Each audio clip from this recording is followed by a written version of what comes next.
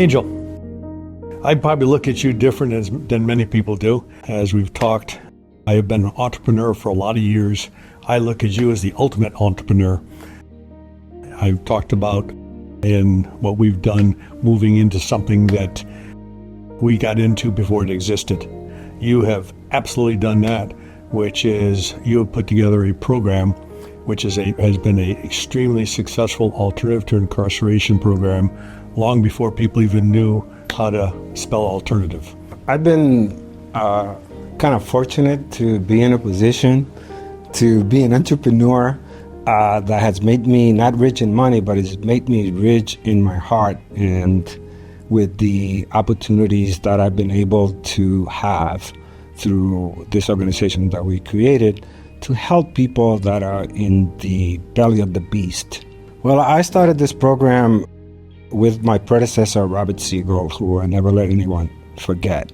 Robert died young as we both started this organization. As you know, Rick, because you were one of the people that was around at that time and met Robert, because Robert pulled in a lot of amazing people that would help him with the kids. And you were one of those people, including using you to help a kid by tutoring a kid, which you did way back when. We're talking the 70s. So you're someone that that's on my board today, and someone that I've seen this organization grow from a one-man organization, later myself and a secretary, into an organization that's impacted so many lives, as you know, in the criminal justice system. Robert Siegal died, sadly, when he was 28 years old, too young. He befriended a police officer by the name of Andrew Glover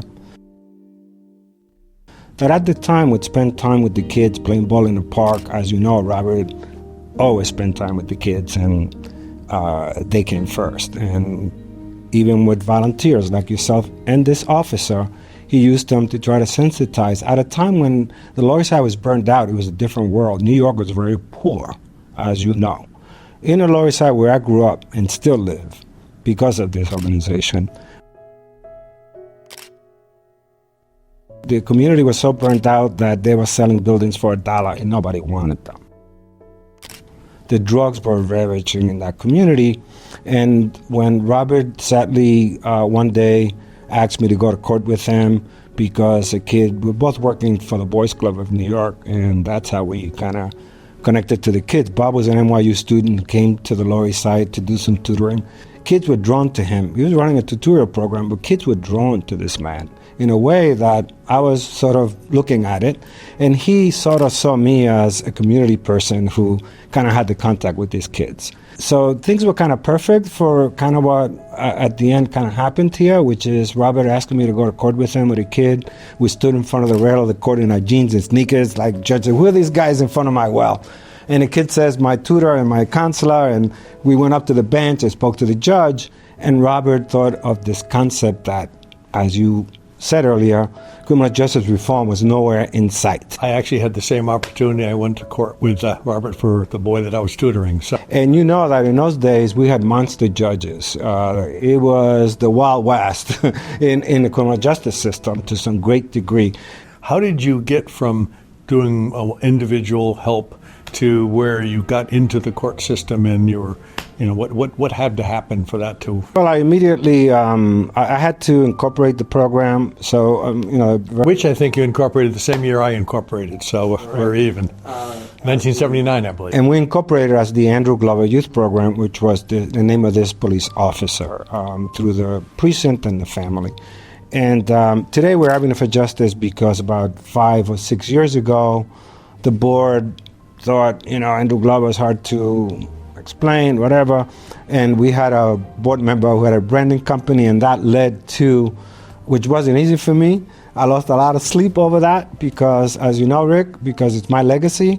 You went into a world that alternative to incarceration was not there. And I think that the idea with the Avenues for Justice was to try to attempt to leverage the dynamics of what was happening at the time. We came up with avenues, which is where we come from. The Lower East Side has Avenue A, B, C, D. What is the name of the avenue now? Avenue B, I am pleased that the city allowed for us to name Avenue B Avenue for Justice Way, named after our program, which is amazing. There's not many institutions in this city that have an avenue named after them. And it hasn't been easy. It was, for me, it was 24/7 on the streets with these kids in a system that didn't care, wasn't listening to anybody. We were able to be heard, which is really important in a vacuums of criminal justice. Judges saw credibility. I think judges even then were looking for some kind of criminal justice reform, though we weren't calling it that. And that is a way perhaps to not have to put people in jail. And in those days, there were massive people in prison behind a lot of drug operations would come to these poor communities to cash in. The Rockefeller laws and many others who attributed to a system filled with children, which led to, in 1979, there was a young man. This kid put his hand in his pocket of his jacket and said, "I got a gun, give me your money." He's 14 years old.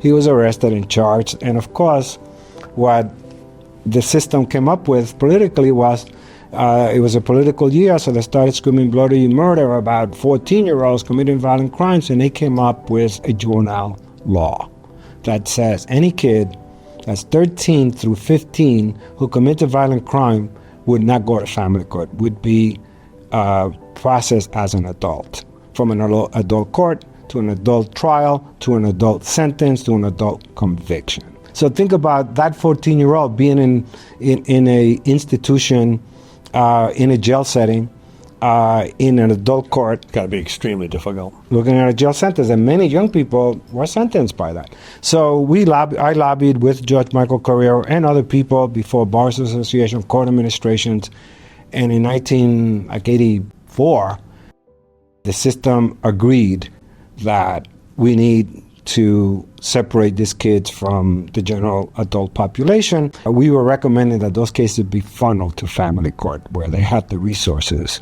for the 14 and 15-year-olds, and they don't have to endure felony convictions that destroy their lives. And that's the issue that we've been involved with, trying to protect our inner city kids from prison and convictions, and providing opportunities for them today by an organization that provides everything from a tutor today to even a stipend job position that we paid for.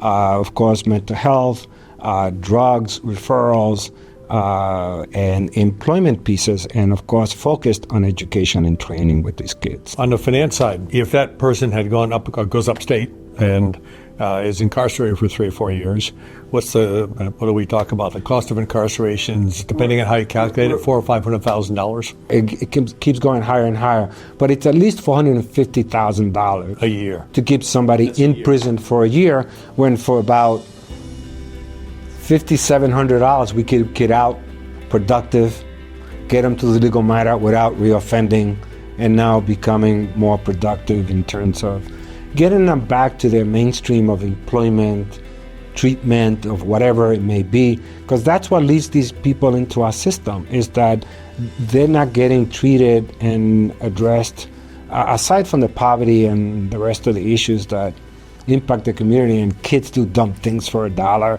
including selling drugs or taking something or breaking into a car, just things that sadly our city lends to that in different ways. It's a fantastic program. I'll tell you, it does Andrew Glover's name tremendous justice. And it's amazing. As an entrepreneur, I think I work hard. I don't touch as hard as you have worked to develop this program. Well, I take some of the credit. I could not have done this without people like you, who's always been there. Even I don't get a lot of opportunities to thank you guys directly, and I think that we love you and feel for everything that you've done, and I appreciate that support a lot, because it hasn't been easy, but having folks like you and others, knowing that I'm in the trenches, but that I'm backed up by folks like you, has always made me feel very comfortable. Yeah, we do at least a millionth of what you do, so thank you. But it's crucial. So thank you.